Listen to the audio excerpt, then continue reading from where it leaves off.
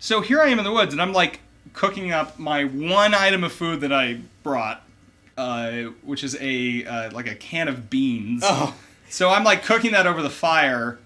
So and I'm like high as balls, and I'm getting ready. I'm like really excited for my soup, my bean soup, and so I'm like sitting there eating, and the bowl slips out of my hand, and I get covered in soup, and I'm like, oh fuck it, I'm trying to clean this up, and then I start to think, holy shit, I'm in bear country, and now I smell like a delicious meal.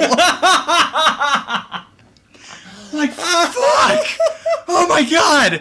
What did I do? Like, how? And then I look, I'm like, fuck, what can I do? It's like, and then I look over at my BB gun. I think, I brought a toy gun into the woods to find myself, and now I smell like delicious food. I'm like, hey, Tony, and my heart's pounding. I'm like, calm the fuck down. Calm the fuck down. So I lie down, and I'm like in my little blanket, which is way too thin, by the way, because it gets cold at night. So I'm realizing also that I'm a terrible Eagle Scout, and it's been like 6 years since I've had to survive in the woods, so I obviously didn't prepare and overestimated my, like, ability to be a primitive man. Yeah. And being high, suddenly all the sounds of the woods are creaking around me. Twigs are breaking. What the fuck? What is that?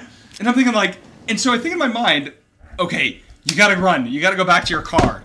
You gotta run. Oh my god, in the middle of the woods at night. In the middle of the woods at night, pitch black. Oh my god. And like, I can find my way back. I gotta go back to my car. I gotta get out of here. It's scary. It's scary. Oh god, I could get eaten by a bear because I smell like food. And what follows is the longest 3.5 hours of my life. But I stuck it out. I stayed there in my soup-drenched, cold, freezing blanket of misery in the middle of the predator woods. I woke up the next morning. This is, by the way, like day one of my 3-day outing. And I woke up and I realized, you know what?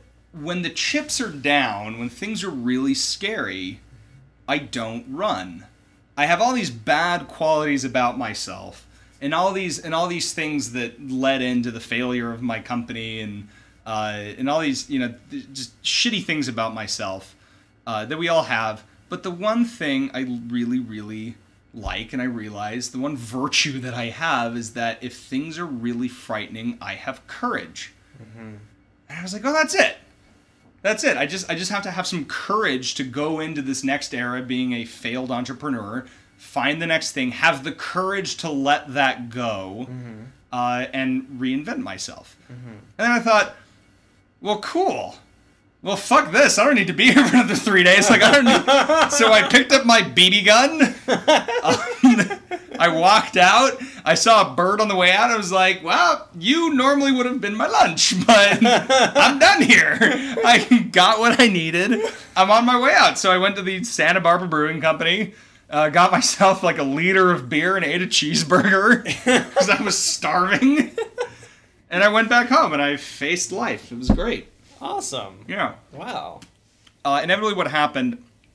I also realized I was doing what I should be, and just constantly going out to constantly meeting people. Doing things, and I ended up on the set of a really low budget horror film being shot at the Playboy Mansion. Were you working for free or just PAing for there was a friend of mine who called me. He was like, hey, you want to go hang out at the Playboy Mansion? I was like, fuck yeah. Nice. And I get there and they're like, you need to sign this extra release. I'm like, oh, okay. Oh, I see. And then all the they didn't have beer, they just had like apple juice.